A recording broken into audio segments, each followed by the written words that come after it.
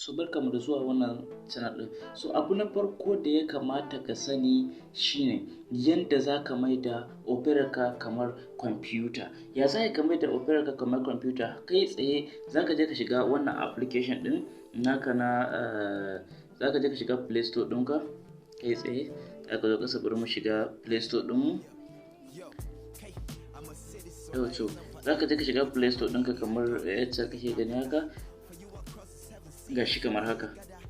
So bayan ka buɗe Play Store ɗinka kai tsaye zaka je ka ɗauko wannan application na Opera wanda zaka ga kamar haka. Zaka rubuta Chrome. Gashi nan CHRO, zaka rubuta ME. Gashi nan zaka rubuta Chrome, zaka yi searching kamar haka. Bayan mun yi searching kun ga ya kawo mana wannan na farko din nan. Gashi nan kun ga shi, wannan shine Google Chrome kenan. Zaka dauko wannan application na Google Chrome. So bayan ka dauko wannan application na Google Chrome, mu muna da shi ba sai mun dauko. Zaka danna wannan open din kai tsaye ka dauke shi. So bayan mu muna da shi ba sai mun dauke shi ba kai tsaye, zamu je mu shiga gashi nan kasa haka, gashi nan kamar yadda kuke gani a nan kasa. Zamu shige shi kamar zamu danna shi haka a Play Store ɗinka. So kai tsaye ga wanda suke da shi ko kuma wanda suke so su dauko, zaka zo nan a nan gefen can sama gashi nan wani dan inda jan abu yake haka, gashi nan shi ma zaka danna kanshi kamar haka, zaka danna kanshi. Bayan kun danna kun ga ya dan budo mana wanda sabo fuska haka, wata ya fuska a gefe gashi nan new tab da sauransu. Ana gashi nan a farkon shi a rubuta update Chrome. To zaka jo kasa nan haka zaka danna. Bayan ka zo kasa nan haka, so kar ka manta in baka danna mana alamar subscribe ba, wannan shine farkon zuwan ka danna mana subscribe, sannan ka danna mana alamar like, sannan ka yi share wa abokanka domin kowa ya amfana. So ga wani dan gida nan haka inda aka rubuta desktop din nan, zaka danna wannan abun kamar haka. Bayan ka danna shi to zai satin haka. Bayan ka danna shi to ya za a yi mu mai da shi, ya za a yi mu ga abin komai kamar computer? Za mu je mu shiga kamar YouTube haka. Za mu je mu shiga YouTube kamar haka yadda kuke. To bayan mun shiga YouTube din kun ga ya buɗo mana wannan fuskar kamar yadda kuke gani haka. To ya za kun ga ya buɗo mana ita haka. To amma idan a ce normal waya ne zaka buɗe shi akan normal wayar ka, zaka ga yadda zai koma. Bari mu ga yanzu yadda zai koma kamar haka. Bari mu danna kan YouTube haka. Gashi nan mun danna kan YouTube. Gashi nan dan satin haka.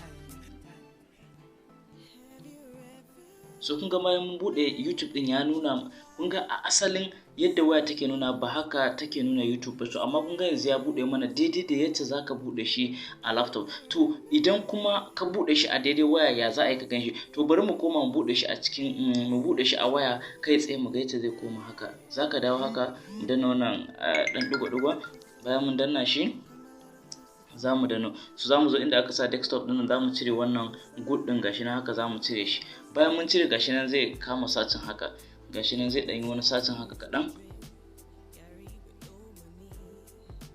To kun ga bayan ya gama satin din ga yanayin kuma tsarin da ya fito mana da shi, wannan shine asalin yadda zaka ganshi akan waya. Kun gani kamar yadda kuke gani haka. To amma kun ga a laptop ina kamar laptop ne haka, kamar yadda muka danna haka, za ku ga ya koma ba kamar haka ba. So wannan ita ce hanya ta farko wacce zaka yi amfani da ita wajen mai da Opera ka computer. Sai abu na gaba shine yanda zaka kare idonka kamar ga irin hasken waya ko kuma computer da sauransu. To hanya na farko, kamar masu shiga Facebook, mu yi amfani da Facebook kai tsaye.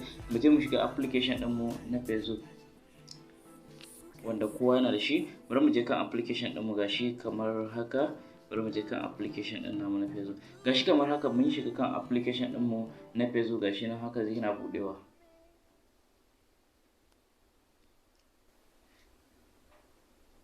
Gashi nan. So bayan ma budo mana kofar kun ga kamar haka, zaka je kamar yadda muka darsa mu a baya, zaka danna wancan saman wajen icon din nan, wannan digo-digo guda uku, zaka danna su kamar haka.